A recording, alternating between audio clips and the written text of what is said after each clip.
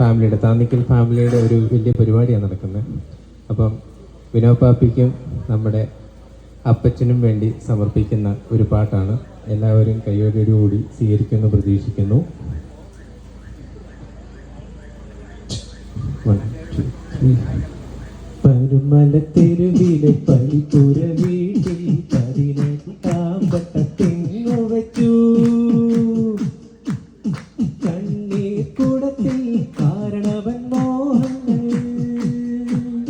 കണ്ണീർ തൂവി വെള്ളമൊഴിച്ചു.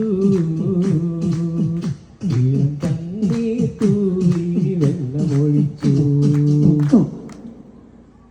വിനോദ് ബാബുയുടെ ജീവിതത്തിലുള്ള ഒരു പല ഫേസസ് ആയിരിക്കും ഞങ്ങൾ ഇതിനകത്തൂടെ പറയുന്നത്. അത് വളരെ ക്ലോസ് ആയിട്ടുള്ളവർക്ക് മനസ്സിലാകും. ഓക്കെ, ഒരു വെറൈറ്റി ആയിട്ട് ചേട്ടായി ഒരു ശബ്ദം എടുക്കുന്നുണ്ട്. അതായത് നമുക്കെല്ലാവർക്കും കോഴിപ്പട പൂങ്കോഴീനൊക്കെ അറിയാം.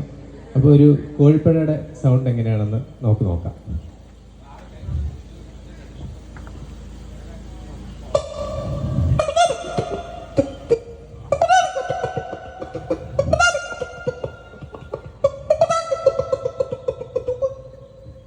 ഇതേ കോഴിപ്പടയുടെ അടുത്തൂടെ ഒരു പൂവൻകോഴി നൈസായിട്ട് ചുറ്റി പോവുകയാണെങ്കിൽ എന്താ സംഭവിക്കുന്നത് നോക്കാം. ആ ശബ്ദമാണ്.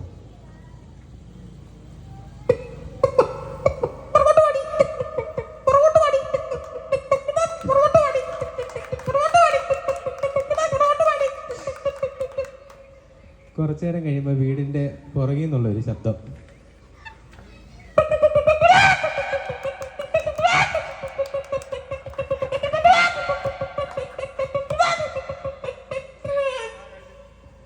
നമ്മുടെ എല്ലാവരുടെയും പ്രിയങ്കരനായിട്ടുള്ള പാപ്പൻ ഒരു വലിയ കലാകാരനാണ്, നമുക്ക് എല്ലാവരും പറയാം അല്ലേ.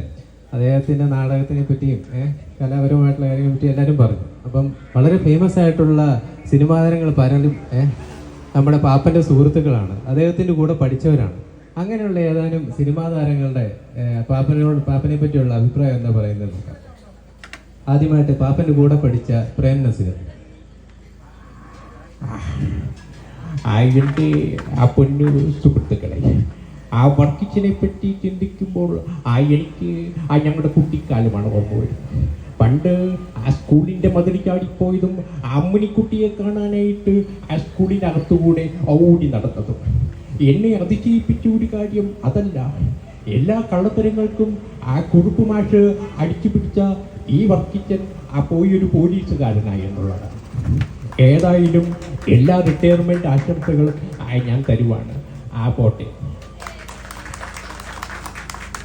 അടുത്തതായിട്ട് ആക്ടർ ജനാർദ്ദനൻ വർക്കിച്ചൻ ഒരു ആശംസ വരുവാണെങ്കിൽ എങ്ങനെ ഇരിക്കും നോക്കാം.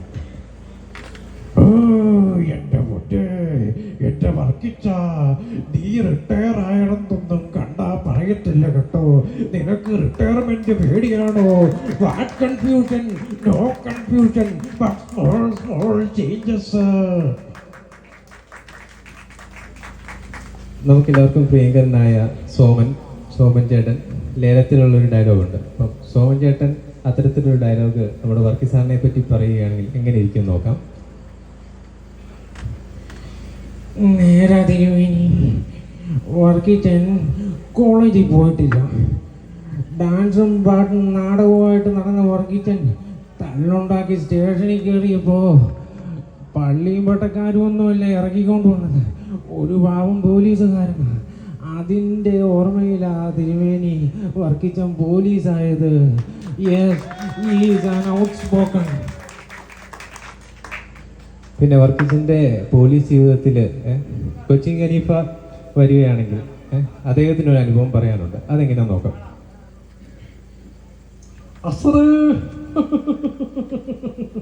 വർക്കിച്ചനെ കുറിച്ച് പറയാനാണെങ്കിൽ പണ്ട് കിങ്ങിരിക്കാടൻ ന്യൂസിനെ പിടിക്കാനായിട്ട് ഞാനും വർക്കിച്ചനെ കൂടെ ഒന്ന് പോയതാ.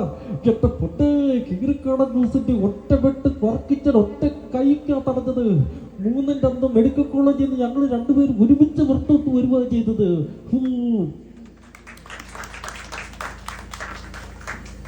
ഇനി അടുത്തായിട്ട് ഒരു മിമിക്രി മോർഫിംഗ് ആണ് പറയുന്നത്. നമുക്കെല്ലാം ഫേമസ് ആയിട്ടുള്ള ഒരു സിനിമാ താരത്തിൽ നിന്നും ഒരു രാഷ്ട്രീയക്കാരനോട്ടുള്ള ശബ്ദത്തിൻ്റെ ചേഞ്ച് എങ്ങനെയാണ് വരുന്നത് നോക്കാം. നാടകാചാര്യനായിട്ടുള്ള ശ്രീ NN പിള്ള സർ. മടങ്ങോളൂ, എന്തൊക്കെയാണോ ഞാൻ പറയുന്നത്? പറയാം എന്തൊക്കെയാണോ ഞാൻ മറക്കേണ്ടത്? എൻ്റെ ലക്ഷ്മി, ഈ വീടിൻ്റെ മഹാലക്ഷ്മി എൻ്റെ കൺമുമ്പിലാണ് വിട്ടുകൊണ്ടുപോകുന്നത്. അത് ഞാൻ മറക്കണോ? പറയാൻ മറക്കണോ? മടിക്കണോ? എന്തൊക്കെയാണോ ഞാൻ മറക്കേണ്ടത്? ഈ കരുണാകരൻ എന്തൊക്കെയാണ് മറക്കേണ്ടത്? എൻ്റെ മുരളീധരൻ രാഷ്ട്രീയത്തിൽ ശോഭിച്ചില്ല, എൻ്റെ പപ്പിക്കുട്ടി രാഷ്ട്രീയത്തിൽ ശോഭിച്ചില്ല. നിങ്ങളെല്ലാവരെയും ഒരു പാഠം പഠിപ്പിച്ചിട്ട് ഈ ലീഡറെ ഒന്ന് പോരൂ. ജയ് ഗുരുവായൂരപ്പ. ഇത്രയും പറഞ്ഞുകൊണ്ട് ചെറിയ മ്യൂക്കറി അവസാനിപ്പിക്കുകയാണ്. Thank you.